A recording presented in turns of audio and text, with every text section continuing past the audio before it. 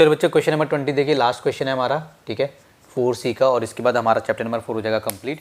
आपकी बुक में है क्वेश्चन नंबर 20। क्वेश्चन बड़ा है तो मैंने लिखा नहीं है, मगर मैं यहाँ पे लगा दूंगा। A book seller buys 1000 books from a publisher, he sells some books at the mark price of ₹24 each and disposes of the remaining books at the sale price of 22.50 each. If his total receipts from the sale of books are ₹23670, find how many books were sold at each price. देखिए बच्चों कैसे करना है, question हमें दिया हुआ है, ठीक है, कोई बुक सेलर है जिसने 1000 बुक्स क्या करी हैं, खरीदी हैं पब्लिशर से, ठीक है। उसके बाद इसने इन बुक्स में से कुछ बुक को मतलब इस रेट पे बेच दिया ईच। मान लो कुछ बुक को, कितनी बुक को हमें नहीं पता, जस्ट अज्यूम करो अगर उसने 10 बुक को बेचा तो 10 × 24, ठीक है, तो 10 बुक को उसने इतने रुपए का बेच दिया। अगर उसने मान लो इसमें से 500 बुक बेची उसने, तो 500 × 24, इस तरीके से आपको करना है। और उसने कुछ बुक को क्या करा है, कुछ बुक्स हैं जिसको उसने इस प्राइस पे बेचा है, इस प्राइस पे बेचा है, ठीक है, कुछ बुक को इस प्राइस पे, कुछ बुक को इस प्राइस पे। अब इसने हमसे बोला है कि भाई अब इसको दोनों से मतलब जो रिसीट्स, ठीक है, पी साइलेंट है, रिसीट्स बेसिकली इसको बेचने के बाद जो उसको पैसे मिले वो कितने मिले, 23670, ये पैसे इसको मिले हैं बेचने के बाद। Find how many books were sold at each price, तो बताओ इस प्राइस में कितनी बुक बेची गई है और इस प्राइस में कितनी बुक बेची गई है। तो देखो कैसे निकालेंगे, ध्यान दो। मान लो कि यहाँ पे कोई बुक बेची इसने, है ना, चलो मैं आपको पहले रब करके सिखाता हूँ, पहले आपको बहुत बढ़िया से समझाऊंगा, इसको रब कर देते हैं। ध्यान देना बच्चों, काफ़ी इजी क्वेश्चन है, ज़्यादा डरना नहीं है, घबराना नहीं है। देखिए सबसे पहले आपको क्या करना है, आप बोलो लेट बुक्स सोल्ड, ठीक है, at the mark price of ₹24 each be x, ठीक है, ये हमने लेट कर लिया। हमने क्या लेट करा है कि हमने बोला कि बच्चों देखो इस प्राइस में जो बुक बेची गई है, हमें नहीं पता कितनी बेची गई है, मैंने कहा मान लो x बेची गई है, ठीक है, hence books sold at sale price of rupees कितना था, 22.50, कितना हो जाएगा, कितना हो जाएगा, ये हो जाएगा मेरा 1000 माइनस एक्स, ठीक है। अब ये समझो कैसे आया, देखो बच्चों टोटल बुक्स कितनी थी, 1000 बुक्स थी। अब इसमें से मैंने बोला कि मान लो कि इस प्राइस पे x बुक बेची गई हैं, ठीक है, तो इस प्राइस पे कितनी बेची जाएंगी, बची हुई, तो कितनी बचेंगी, 1000 में से x माइनस कर दो, इसको माइनस कर दो। जस्ट अज्यूम कीजिए अगर हमें पता होता कि इस प्राइस पे कितनी बुक बेची गई हैं, अगर हमें पता होता तो हम क्या करते, मान लो जस्ट अज्यूम करो 500 बुक्स बेची गई हैं, कितनी बेची गई हैं, 500। तो बताइए 500 बुक्स यहाँ पे बेची गई हैं, तो इस प्राइस पे कितनी बुक्स बेची जाएंगी, इस पे भी 500 बेची जाएंगी। कैसे पता चला, मतलब देख के समझ में आ गया कि अगर 500 बेची तो 500 बची, तो 500 बेची जाएंगी। लेकिन अज्यूम करो कि हमें पता है कि यहाँ पे 500 बेची हैं। अब मैंने ये क्वेश्चन बनाई कैसे, देखो 1000 में से आपने क्या करा, 500 को माइनस कर दिया। अगर यहाँ पे 100 बेची जाती तो 1000 में से 100 माइनस कर देते, ठीक है। तो जब यहाँ पे x बेची गई हैं तो 1000 में से x माइनस कर दिया, तो इसलिए ये बन गया, ठीक है, ये हो गई हमारी, बस इसके अलावा हमें कुछ नहीं करना, बस ये आपको आना चाहिए। अब देखिए क्या करेंगे हम, अब आप बोलिए इसने क्या बोला है, इसमें जो रिसीट वाला दिया गया है, ठीक है, टोटल रिसीट कितनी है, देखिए टोटल, ठीक है,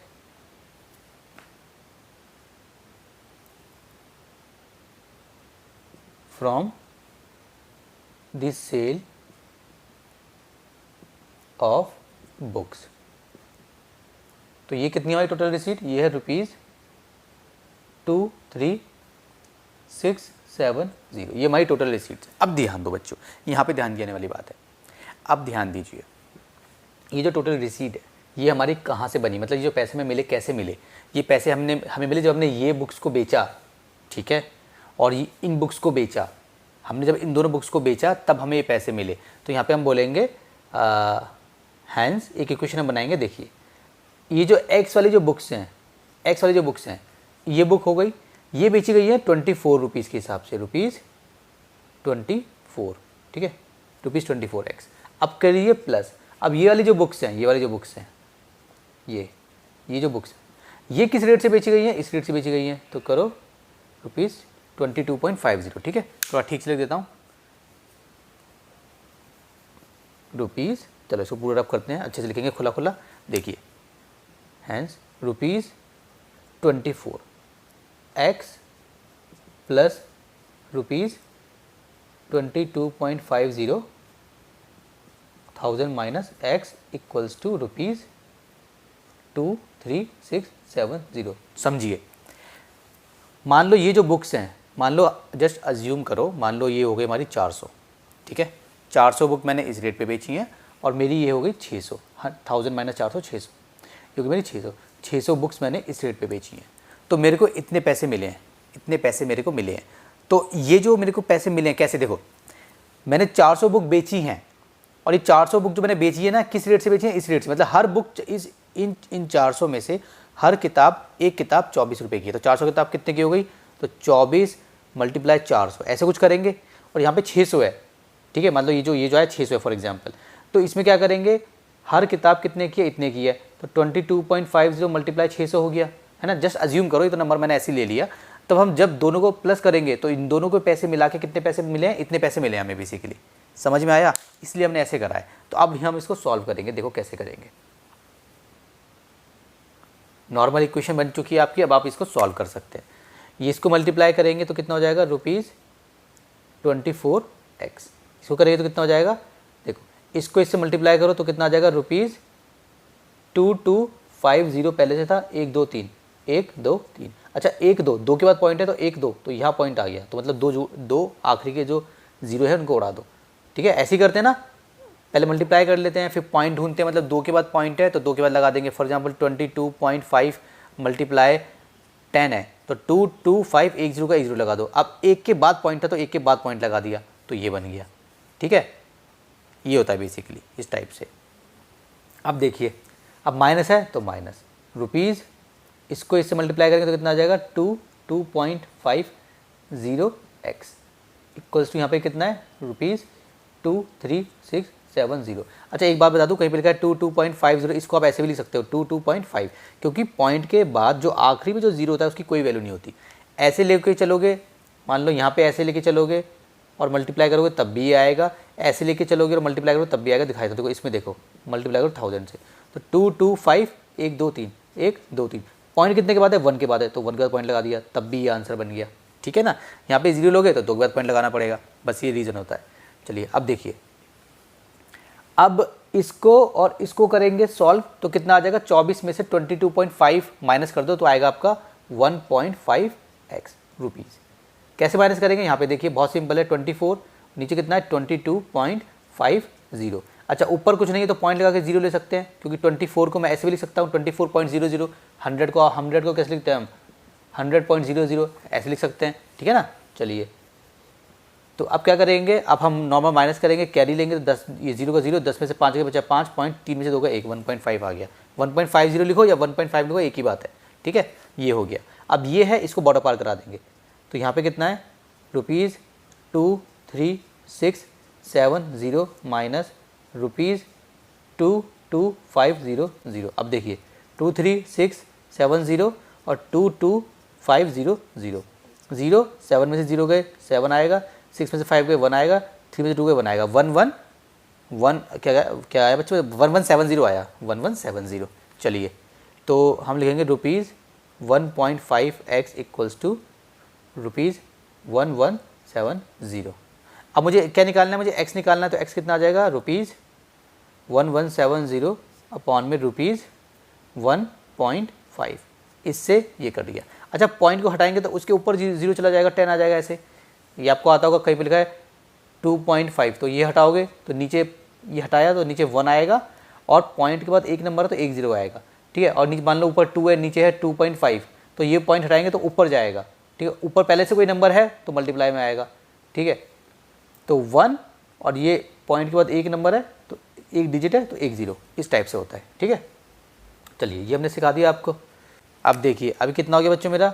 1170 और इसको मल्टीप्लाई कर दोगे तो 0, ये हो गया ना। और नीचे कितना मेरा? 15। तो आखिरी में 0 और आखिरी में 5, तो 5 से डिवाइड हो जाएगा। 5 3 ज़ा 15 और इसको डिवाइड करो। 5 2 ज़ा 10, 1 कैरी तो हो गया 70, 1 कैरी तो हो गया ये 17। 5 3 ज़ा 15, तो इसमें से बच गया 2 बच गया, तो अगला ये पे कितना है 0, तो हो गया 20। सो 5 4 ज़ा 20, एक 0 है तो वो 0 ऐसे आ जाएगा। ये हमने डिवाइड कर दिया। अच्छा इनको काउंट करो, 4 5 6 7 8 9, 9 नंबर हैं, मतलब 3 से डिवाइड हो जाएंगे।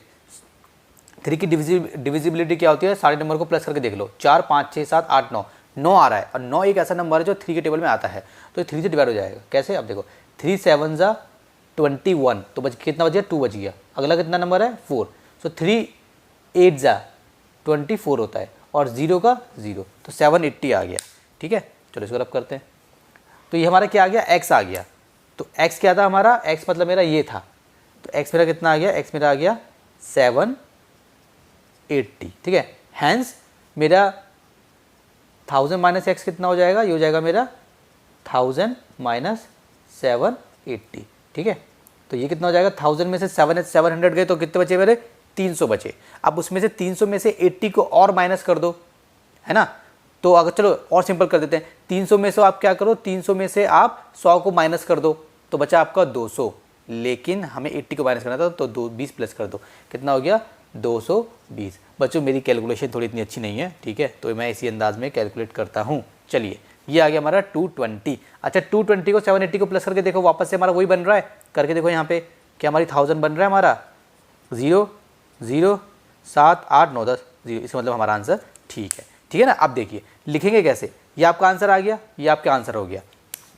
तो हम लिखेंगे, मैं थोड़ा सा रब कर देता हूँ यहाँ से, ताकि मैं आपको बता दूँ लिखना कैसे है आपको। देखो इसको रब कर देते हैं थोड़ा सा ऐसे, ठीक है, आपको बस ये लिख देना है